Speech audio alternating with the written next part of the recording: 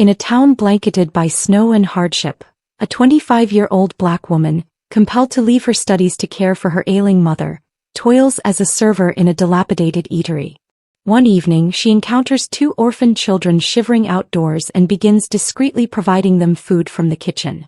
Despite stern warnings, her compassion remains unwavering. Years later, those very children, now adults, reappear to rescue her from a cruel deception and illuminate her quiet benevolence. Before we delve into this narrative, please let us know your location. We value your insights. The snow had descended throughout the day, not as gentle flurries, but as dense, oppressive layers that engulfed the pathways and silenced the avenues of Halaton, a hamlet so obscure it escaped local weather forecasts. The sole sound daring to pierce the wind's lament was the rusty bell above the diner's entrance, clanging shut behind her. Amara Daniels, 25, exhaled a cloud of warm vapor into the frigid night, pulling her threadbare coat tighter across her chest, her scarf twice wound around her neck. Her skin, smooth and dark like rich molasses, glowed from hours of dishwashing and tray balancing. Her fingers ached, yet her stride was resolute. She traversed the identical path nightly from the diner, past shuttered businesses and flickering streetlights, her boots crunching through snow that had transformed into slush. The biting cold seeped into her bones, but she did not hasten. She never did, not since abandoning college. Back then she was Amara Daniels, a sophomore in early childhood education, with lesson plans affixed to her dorm wall and a scholarship proudly displayed on her mother's refrigerator. But when her mother's heart began to fail, gradually at first, then abruptly, Amara made her choice. Textbooks became utility bills, classrooms became commercial kitchens. Now she served breakfast to men who avoided her gaze and wiped down tables for gratuities that barely covered insulin and rent. The diner, Marge's Grill and Griddle, was a stark rectangle of neon and peeling paint, where Barlow managed the kitchen like a forgotten battlefield. He was tall, broad-shouldered, with a stone-like jaw and eyes that hadn't smiled since before the economic downturn. They once said he owned a trio of restaurants. Now he wore grease-stained aprons and advised Amara not to appear so damn hopeful, claiming it unsettled patrons. He never uttered her name, addressing her simply as you, or worse, girl. Amara rounded the bend near the old schoolhouse when a sound reached her ears, a soft, muffled whimper. Initially she attributed it to the wind weaving sorrow through the trees. But then it came again, nearer now, tangible and real. Her gaze darted towards the road's curve ahead. Headlights flickered through the snow, shattered glass reflecting moonlight. A police barricade emitted an orange glow beneath flashing sirens, casting peculiar shadows on the pavement. A mangled sedan lay at the base of a telephone pole, steam hissing from its hood like a dying creature. Officers conferred in hushed tones around it. A body shrouded in a white tarp lay near the ditch. 2 stretchers were being loaded into ambulances. No screams, no wailing, just silence. Then she saw them. 2 children huddled in the snow behind the barrier. No jackets, no hats, just bare skin, fear, and a thin layer of frost accumulating in their hair. The boy, perhaps 12 or younger, held the girl, no more than 8, tightly to his chest.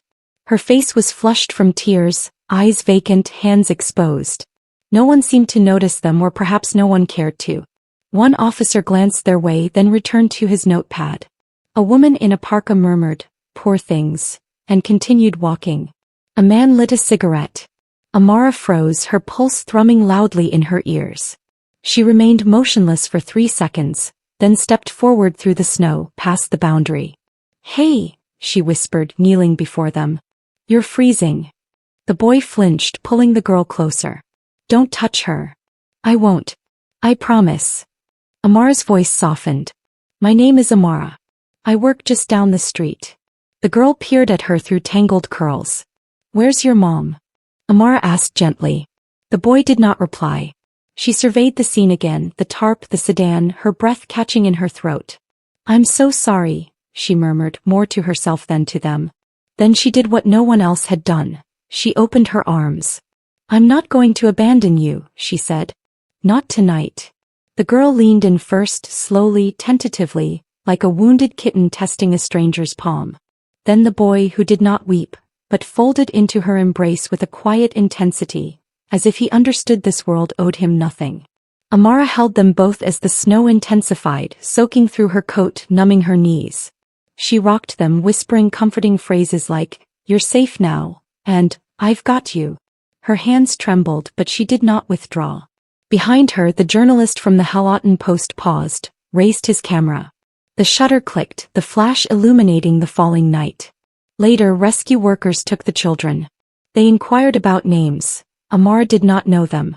She only knew the girl had ceased shivering, and the boy, Eli, as she would later learn, had looked at her one last time before being led away, as if striving to commit her face to memory. She stood alone at the edge of the scene, soaked through, too cold to move, yet her heart glowed like a lantern. The town might forget that night, but the snow never did, nor did Amara.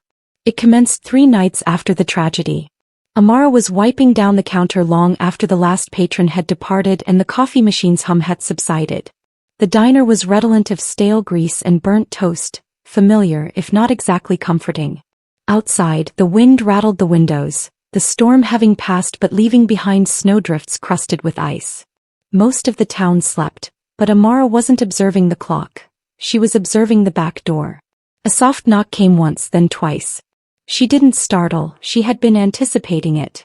Slipping off her apron, she moved towards the kitchen, past the buzzing refrigerator, and retrieved a napkin-wrapped bundle from a brown paper bag she had prepared hours earlier. It wasn't much: half a grilled cheese, 2 boiled eggs, a handful of mashed potatoes, and the last remnant of a blueberry muffin someone had left untouched. Not refused, just unwanted. She cracked the door open. They were there. Eli stood foremost, his shoulders squared as if bracing for rejection. His coat, likely scavenged from a charity bin, did not fit, hanging heavily on his too thin frame, sleeves obscuring his fingers. Na clung to his side, eyes wide but hopeful. Amara smiled. "Hope you're hungry." The bundle exchanged hands without a word, and then the smallest thing. Na's face illuminated, not broadly or dramatically, but a flicker like the glow of a catching candle. Amara watched them hasten into the darkness, back to their hidden refuge. She did not inquire, she did not wish to know. If she knew, she would never find rest. The following night they returned, and the night after that. No words were necessary. She simply handed over the food, a nod here, a whispered thank you there, and always the way they devoured the bread as if it might vanish into thin air if they didn't eat quickly enough. But on the 6th night Eli lingered. He did not look at her directly when he spoke. "Can I work?" Amara blinked. "What?" "I can clean or take out trash. You shouldn't have to feed us for nothing." The way he uttered it, so firm, so mature, struck her. He wasn't pleading. He was offering, bargaining with whatever dignity a 12-year-old could still retain after witnessing his parents' demise in the snow. "I appreciate that," she said quietly. "But you're too young. If they see you here, I could lose my job." His mouth set in a firm line. "But I can help." "I know," she said, kneeling slightly. "You already are, by appearing, by surviving. That's more than enough." His lips parted as if to dispute, but he checked himself, simply nodding, clutching the warm paper bag to his chest. Na stood behind him, tracing patterns in the frost on the door. Then just as abruptly they vanished into the darkness. It should have concluded there. A clandestine act of kindness, a fleeting interaction. But secrets in Houghton rarely remained concealed for long. Barlow saw them. She had not intended for it to happen. He must have remained late for inventory or counting change. She had barely cracked the door when his voice thundered from behind the kitchen doorway. "So this is what you do with our discards." Amara stiffened. Slowly she turned, concealing the bag behind her back. "It's food no one ate. It would have gone to waste." His boots echoed as he advanced, thick fingers pointing like accusations. "You believe this is some charity, huh? You want to play the benevolent one? Utilize your own damn kitchen." "They're children, Barlow." "Not my children. Nor your responsibility." He leaned in, his breath warm and contemptuous. "You want to retain this employment? You cease distributing freebies like your Mother Teresa. The next time I catch you, you're dismissed. Understand?" She did not reply. He barked. "Do you comprehend?" She nodded once, slowly. That night she did not sleep. Her mother noticed, of course, even through the creaky door of their shared apartment, even while knitting by the faint yellow glow of the hallway lamp. "Mama always noticed. I don't want you to worry. Amara said as she helped her into bed, adjusting the pillows beneath her back. It's nothing. You only fabricate when it is something, her mother said, her voice thin but calm. So tell me. And so Amara did. She recounted everything. The accident, the children, the food, Barlow. Her mother listened quietly, the rhythm of her needles slowing until finally she reached across and took her daughter's hand. Do you recall what I used to tell my pupils? She whispered. Amara smiled faintly. You imparted many things to them. I told them this. When you assist someone at their moment of greatest need, you alter the remainder of their life, even if they are not yet aware of it. Tears welled in Amara's eyes. She squeezed her mother's hand. I just didn't want them to feel overlooked. You saw them, her mother said. That is enough to ignite a flame in the cold. The following night, Amara did not take leftovers. She paid for the food whatever she could afford, usually something small, sometimes just a sandwich divided between 2 paper bags. She packed it discreetly, labeling it waste to avert inquiries. It wasn't much, but it was warm. It was sufficient. And then one night Na presented her with something. A lumpy, uneven square of yarn, blue, coarse, roughly stitched. A scarf. We crafted it, she said softly, peering over the counter edge. Eli assisted. You provided us with warm sustenance.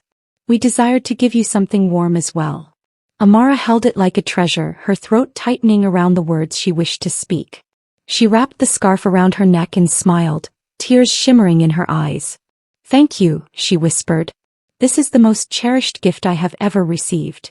Eli said nothing, simply folded his arms, but a hint of pride resided in his chin, a flicker of something more than mere survival in his eyes, something beginning to blossom. It was a Sunday morning in early spring when the world, for a brief instant, shifted off its axis.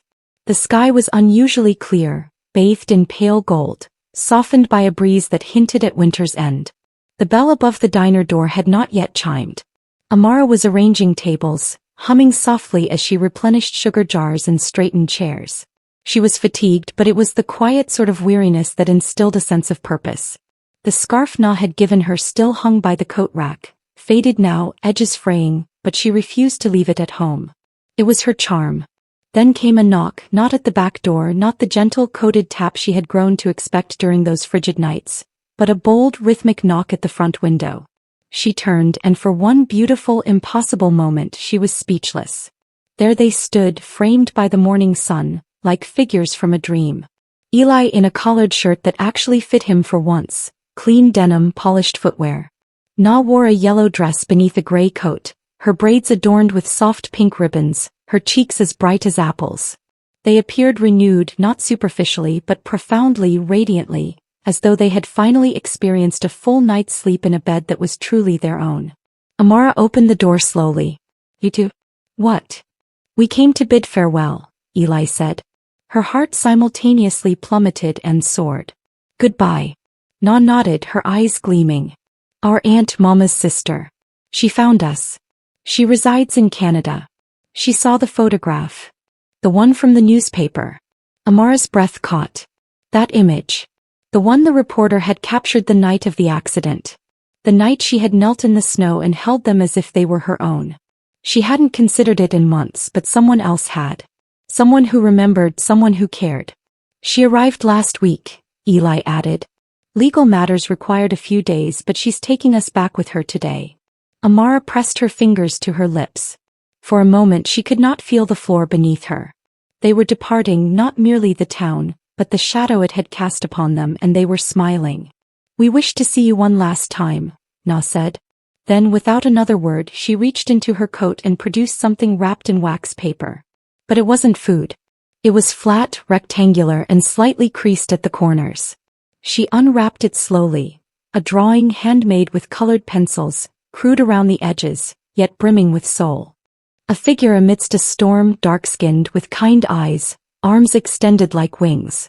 Behind her, 2 small figures nestled closely beneath the shelter of those arms. Snow fell around them, but none touched them. The sky in the picture glowed. You, Na whispered, placing it in Amara's hands, were our guardian angel that night. Amara could no longer restrain herself. Her chest constricted as she knelt and drew both children into her embrace. They were warm, substantial, breathing safe. She did not weep out of sorrow, not this time. These were not tears of loss. They were something deeper, more ancient, the kind of tears that arrive when one realizes that perhaps, just perhaps, goodness is not entirely consumed by the world after all. She held them tightly, then leaned back to gaze into their eyes. "I'm so proud of you," she whispered. "You're destined for a beautiful life. Do not forget who you are." "We won't," Eli said, his voice barely a breath. "We'll write to you. We'll call if we can." Amara smiled through the blur. "You certainly better." They embraced once more, and then they were gone, walking hand in hand down the sidewalk towards a waiting car with a woman in sunglasses and a kind smile holding open the door. Na waved.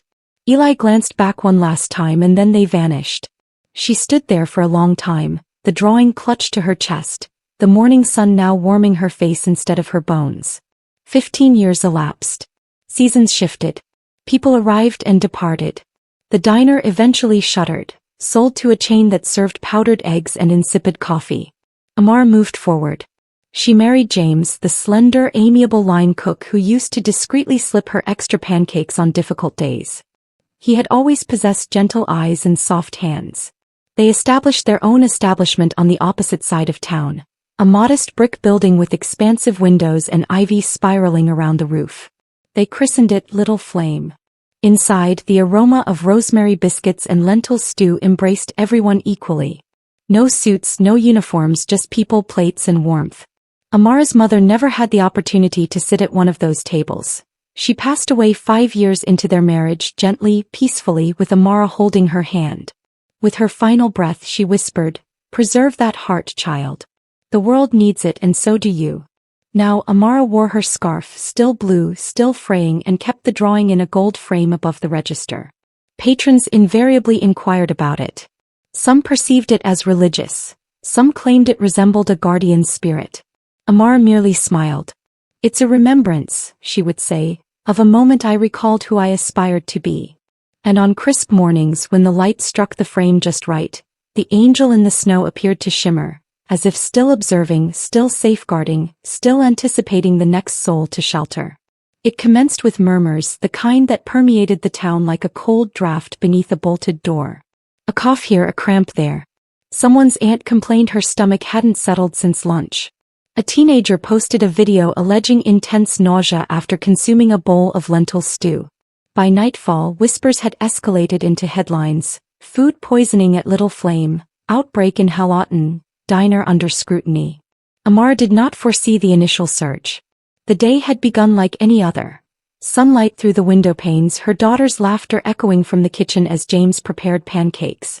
Tables were occupied, regulars engaged in warm conversation. Someone even left a heart-shaped tip. And then the front door burst open. A throng, not just a few but dozens.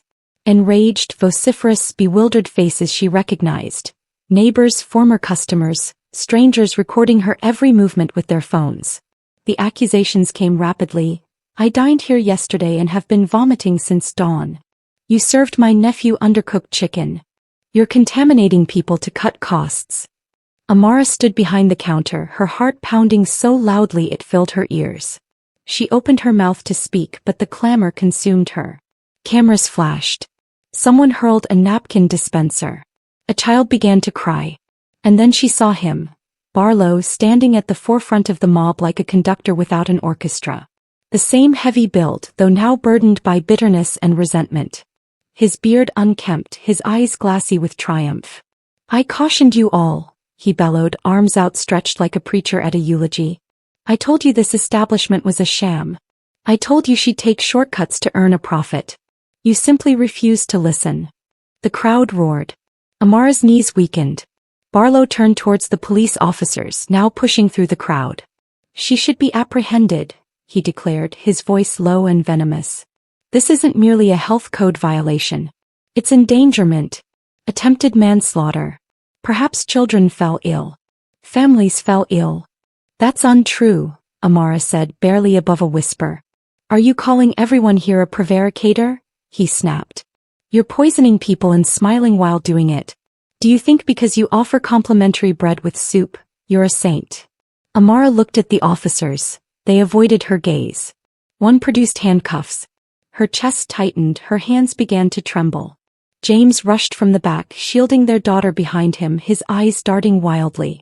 "What's occurring?" he demanded, but the officer raised a hand to him. "Sir, please remain behind." Her daughter's face peeked from behind his leg, confusion clouded with fear. "I didn't do this," Amara whispered half to herself. "I've never harmed anyone." But no one heard her, or worse, they didn't care. The shouting reached a crescendo. The law needed no evidence when the town had already passed judgment. It was the kind of scene Amara had only encountered in nightmares, one where your past virtues cannot speak loudly enough over a present fabrication. And then, unexpectedly, the sound of tires crunching gravel. A sleek black automobile pulled to the curb, polished to a mirror shine, windows tinted, engine humming like a held breath. Everything ceased.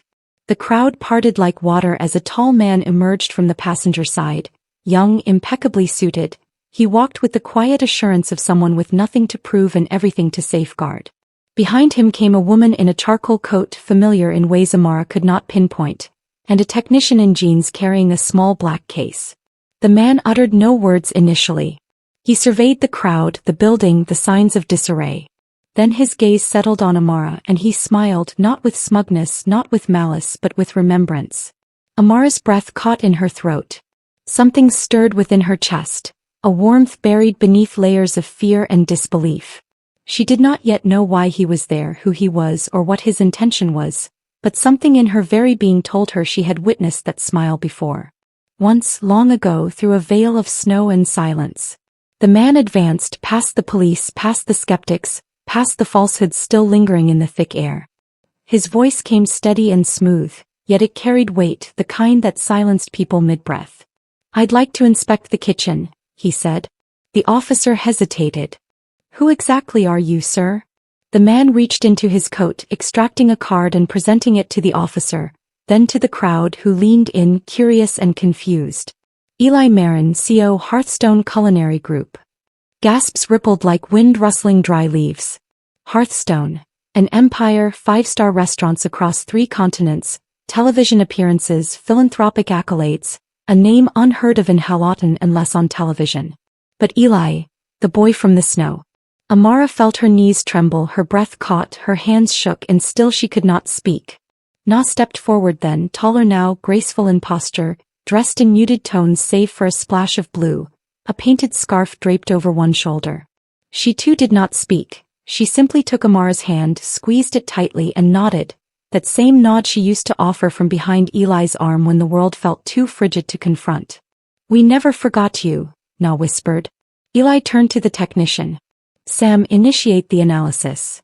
Sam crouched near the side alley entrance, opening his case and retrieving a small device connected to a monitor. "Main water intake runs behind this wall," he said, his fingers gliding across a touchpad. "Kitchen pipe is accessible through the external duct. There's no camera back there." Barlow exclaimed loudly from the crowd, his voice shrill and defensive. "They'll discover nothing. This is mere theatrics." Eli's eyes remained fixed on the screen. "There's always a witness," he said, more to himself than anyone. And then Sam lifted his head. "Found it." The monitor displayed a time-stamped sequence. Low resolution, grainy, yet sufficiently clear. A man in a thick coat crouched behind the diner. He reached into his pocket for a small plastic bag. A gloved hand unscrewed the service valve and poured something into the kitchen's waterline. The face was obscured until he turned ever so slightly, and the old security light illuminated his profile. The silence after the footage concluded was dense, thick with shock, shame, and the chilling realization that a storm had just reversed its course. On the screen, frozen mid-action, was Barlow. Not a shadowy figure or a vague outline, but Barlow clear as day.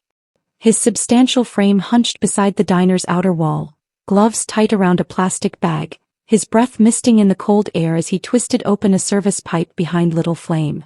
The snow around him glowed beneath the security light, casting harsh shadows.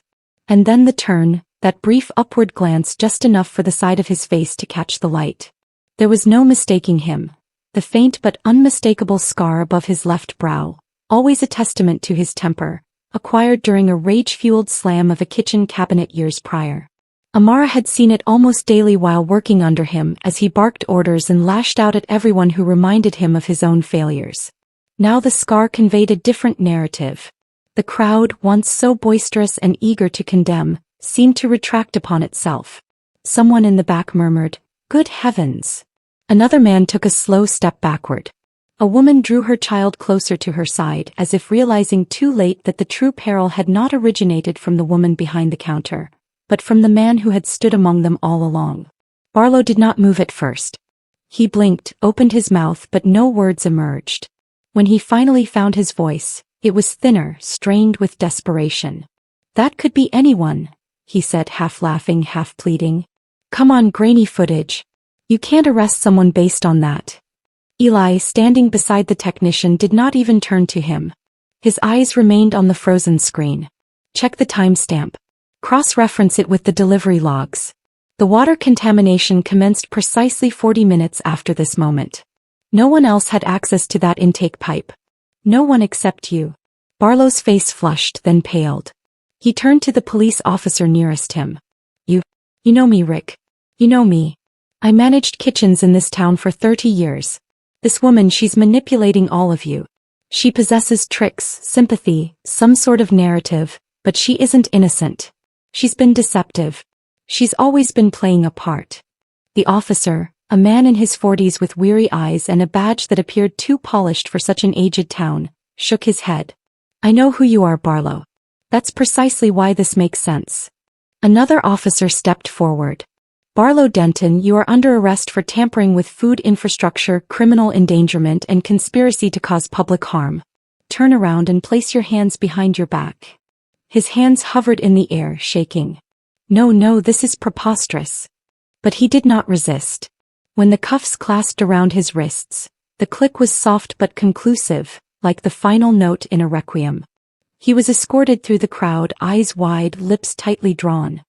He looked towards the people he had once served coffee, who had greeted him on sidewalks, who had once both feared and respected him. But now they averted their gazes. One woman hissed through clenched teeth, "You poisoned my niece." Someone else spat near his shoes. He was no longer the dominant figure in the room. He was a man undone. As he passed Amara, he dared to meet her eyes. For a moment the hatred was gone, as was the arrogance. In their place was disbelief. Pure, bone-deep disbelief that the woman he had trampled, dismissed, and ridiculed had outlasted him. But Amara did not look away. She did not need to utter a word. The world had finally seen. As the murmurs faded and the squad car carrying Barlow drove away down the street, Amara stood in the soft silence that followed, as if the world had been held in suspense and now dared to exhale. The screen was dark. The evidence had spoken. The storm had subsided, but the emotional weight had not lifted from her chest. She turned towards the man who had orchestrated it all. Eli. His suit was impeccably tailored, his face older, now defined not by years lost but by purpose gained. Yet there was something unaltered, something in his eyes, in the stillness of his demeanor. He was no longer a boy, but Amara recognized those eyes. She had once watched them fill with snow and sorrow as he clutched his sister in the darkness. Now they looked at her the way a man might gaze at a beacon after traversing an endless sea. "Eli," she whispered, just the name, and in that single word everything returned. The snow, the hunger, the quiet knock at the door, the scarf, the fire she had striven to keep kindled when the world around them had turned to ice. He stepped forward. "It's been a long time." She nodded, her voice catching in her throat. 15 years. Na appeared beside him, taller now, regal in bearing, dressed in subdued hues, save for a touch of blue, a painted scarf draped over one shoulder. Her hands were faintly stained with charcoal and color, her nails neatly trimmed. Amara gasped softly as she realized these were the hands of an artist. The little girl with red fingers and hungry eyes now created beauty for the world. "You both look." Amara did not finish. Na smiled gently. "We became what you believed we could be." And then she reached into a long canvas case slung over her shoulder. Carefully, reverently, she withdrew a framed painting wrapped in soft cloth. She peeled back the covering. It was her, Amara in the snow. Kneeling, arms open, the folds of her coat painted in deep earth tones, her scarf catching light like stained glass. Behind her, 2 small children enveloped in her warmth. Snow swirled around them, but none touched them. The storm possessed no power where she knelt. The painting glowed. Tears streamed down Amara's cheeks. She touched the frame with trembling fingers. You painted this? Na nodded. It took me years to complete. I had to wait until I was strong enough to revisit that night. Amara's voice was barely audible. Why bring it here? Because this is where the narrative commenced, Eli said quietly. And where it should be honored. She looked from one to the other. You rescued me today. Eli shook his head. You rescued us first. We only reciprocated what you freely bestowed. They embraced, the three of them, in the quiet reverence that accompanies the realization of a profound full circle. She held them as she once had, and for a moment, despite the passage of years, despite the commotion, they were once again three souls in the snow, clinging to one another for comfort. Weeks later, the painting now graced the heart of Little Flame, above the mantel, framed in mahogany, illuminated by soft amber sconces. Visitors gazed at it, moved not solely by its artistry, but by the spirit it embodied, of resilience, of memory, of one woman's unwavering refusal to cease caring. Below it, on a brass plaque etched in calm script, kindness needs no validation. It endures eternally in those salvaged from the shadows. And every evening before closing, Amara would stand beneath it, her hand caressing the frame, her heart steadfast, her eyes uplifted not in sorrow but in gratitude. She had not been forgotten. She had been remembered. And through her the town had recalled something of itself. Join us to share profound narratives by engaging the like and subscribe buttons. Do not neglect to activate the notification bell to commence your day with significant insights and heartfelt compassion.